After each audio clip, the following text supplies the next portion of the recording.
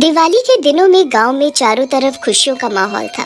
लोगों ने अपने घरों को खूब सजाया हुआ था। भीमा भी अपने घर को सजा रहा था। तभी वहां से राजू गुजरता है और बोलता है, अरे भीमा, क्या बात है? अब क्या लगा रहे हो घर में? इतना तो सजाया हुआ है। अरे दिवाली है भाई, अभी नहीं सजाएंगे तो कब सजाएंगे घर को? रात में देखना मेरे घर को, क्या मस्त लगेगा मेरा घर। फिर राजू वहाँ से चला जाता है और भीमा भी अपने काम में लग जाता है। रात में राजू भीमा के घर पर आता है। ये देखकर राजू भीमा से बोलता है, अरे वाह भीमा भाई, तुम्हारा घर तो सचमुच बहुत बढ़िया लग रहा है। लगता है इस बार बहुत पैसे खर्च कर दिए हैं डेकोरेशन में। ऐसा कहकर राजू वहाँ से चला जाता है। रात में गांव के ऊपर से चुड़ैल जा रही होती है। गांव को जगमगाता देख चुड़ैल भी गांव के भीतर उतर जाती है। अरे वाह, कितना सुंदर गांव है, कितना सजा रखा है गांव को, मजा आ गया। मैं अब यहीं रहूंगी, खास तौर पर ये चमकता हुआ घर। फिर चुड़ैल भीमा के घर के ऊपर उतरकर बैठ जाती है। तभी चुड़ैल को भीमा के घर से खाने की खुशबू आती है। चुड़ैल खुश हो जाती है और बोलती है, मजा आ गया, क्या खुशबू है खाने की, मन कर रहा है बस टूट पड़ूं। ऐसा कहकर चुड़ैल भीमा की रसोई में झांकती है। भीमा की पत्नी विमला खाना बना रही होती है। वाह, कितनी बढ़िया खुशबू आ रही है खाने की।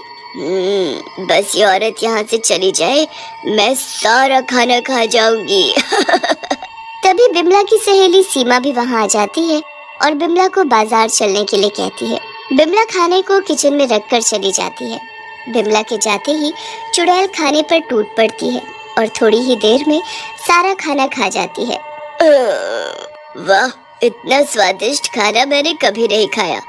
आज तो मजा ही आ गया है, गले तक खा लिया। तभी वहाँ भीमा आ जाता है। भीमा को देख चुड़ैल बिमला का रूप बदल लेती है। भीमा बिमला के पास आता है और बोलता है, अरे बिमला, आज अकेले ही खाना खा लिया? चलो कोई बात नहीं, मेरे लिए खाना निकाल दो, मैं भी खा लूं, बहुत भूख लगी है। भीमा की बात सुनकर चुड़ैल हड़बड़ा जाती है और बोलती है, जी जी जी जी जी जी जी, वो तो मैं खा गई। आज मुझे बहुत भूख लगी थी, इसलिए मैंने सारा खाना खा लिया। चुड़ैल की बात सुनकर भीमा हंसते हुए बोलता है, सारा खाना? तभी तुम मोटी हो रही हो। चलो कोई बात नहीं, मैं अभी राजू के यहाँ जाकर खाना खा लेता हूँ।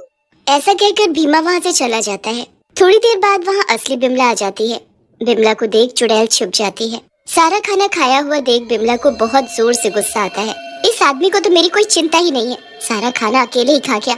इसको कोई काम नहीं है, बस खाना और घूमना, आने दो इसको। बिमला गुस्से में घर में बैठ जाती है।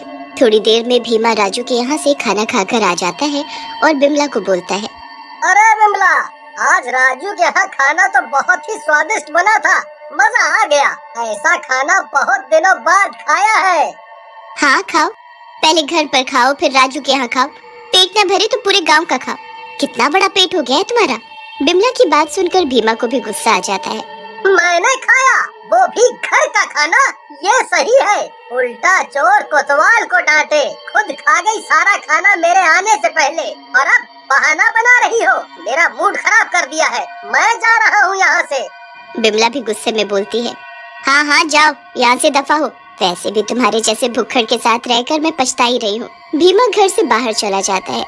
चुड़ैल उन दोनों की लड़ाई देखकर खूब खुश होती है और बोलती है, मजा आ गया, ऐसी मियाँ बीवी की लड़ाई बहुत दिनों बाद देखी है। अब तो कुछ दिन इसी घर में रह जाती हूँ, यहाँ तो अच्छा खाना और मनोरंजन दोनों मिलेगा। भीमा भी राजू के घर चला जाता है। भीमा को देखकर राजू बोलता है, अरे भीमा, क्या हुआ इतनी रात को वापस? क्या हुआ, भाभी ने घर से निकाल दिया क्या? यार मेरा मूड बहुत खराब है, मजाक मत कर। आज की रात मैं तेरे घर पर ही सोऊंगा, समझा? फिर भीमा राजू के घर पर ही सो जाता है। उधर चुड़ैल भीमा के रूप में घर में घूमने लगती है। भीमा को देख बिमला बोलती है, आ गए वापस? मुझे पता था, नहीं रखा ना दोस्त ने। चलो घूम फिर कर बीवी ही काम आई, चलो अब चलकर सो जाओ। लेकिन भीमा बनी चुड़ैल कुछ नहीं बोलती और चुपचाप अपने कमरे में जाकर सो जाती है। आधी रात में भीमा बनी चुड़ैल को फिर से भूख लगती है और वो बिमला को उठाते हुए बोलती है, अरे बिमला उठ, मुझे भूख लगी है, कुछ बना दे। भीमा की बात सुनकर बिमला को गुस्सा आ जाता है और वो बोलती है, तुम्हारा पेट है या कुआं? जितना भी डालो भरता ही नहीं है, कुछ नहीं मिलेगा तुम्हें, चुपचाप सो जाओ। बिमला की बात पर चुड़ैल को गुस्सा आ जाता है और वो बिमला को गर्दन से पकड़कर उठा लेती है।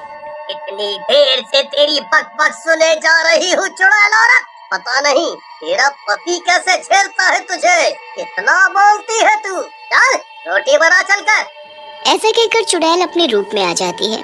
चुड़ैल को देखकर बिमला डर जाती है और जोर से चिल्लाती है, अरे मर गई रे, चुड़ैल मर गई रे, कोई बचाओ रे। चुप कर जाहिल औरत, कितना चिल्ला रही है? मैंने अभी कुछ किया तेरे साथ? चुपचाप रोटी बना, नहीं तो तुझे मार दूंगी। चुड़ैल के डराने पर बिमला चुपचाप रोटी बनाने लगती है। चुड़ैल भी खूब सारी रोटियां खा जाती है। ये देख बिमला चिढ़ते हुए बोलती है, 1 घंटे में 100 से ज्यादा रोटियां खा गई है, कितना खाती है ये? अगर मरने का डर नहीं होता तो इस नास मिट्टी चुड़ैल का टिटवा ही दबा देती। पूरी 200 रोटियां खाकर चुड़ैल डकार लेती है और बोलती है, मजा आ गया, इतना टेस्टी खाना, वाह, मन करता है तेरे हाथ चूम लूं। अब तो मैं कुछ दिन यही रहूंगी, फिर यहाँ से जाऊंगी। अभी मैं तुम्हारे कमरे में जा रही हूँ। ऐसा कहकर चुड़ैल वहाँ से चली जाती है। बिमला को भी डर के मारे नींद नहीं आती।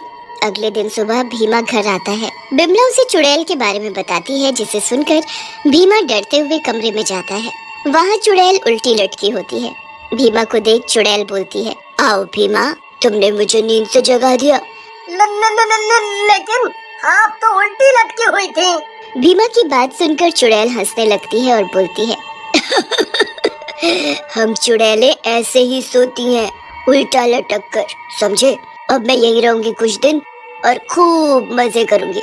चलो अब तुम दोनों यहाँ से दफा हो, और अगर किसी से कुछ कहा तो तुम दोनों की गर्दन मरोड़ दूंगी।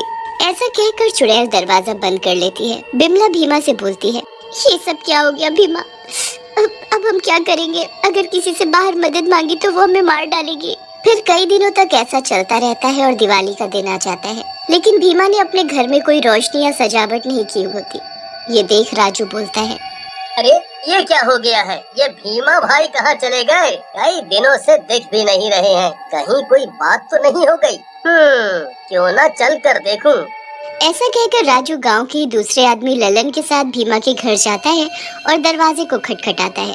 अंदर चुड़ैल भीमा और बिमला से बोलती है, कोई बाहर बुला रहा है तुम दोनों को, लेकिन खबरदार अगर मेरे बारे में बताया तो गर्दन मरोड़ दूंगी तुम दोनों की, समझे? जाओ, जो कोई भी हो उसे दफा करो अपने घर से। चुड़ैल की बात सुनकर भीमा कहता है, चुड़ैल जी, आज तो दिवाली है, गांव वाले तो आएंगे ही, हम कैसे मना कर सकते हैं किसी को? लेकिन चुड़ैल को गुस्से में देख भीमा चुप हो जाता है। बिमला घर का दरवाजा खोलती है और बोलती है, अरे राजू भैया, आप आज यहाँ कैसे? बिमला की बात सुनकर राजू बोलता है,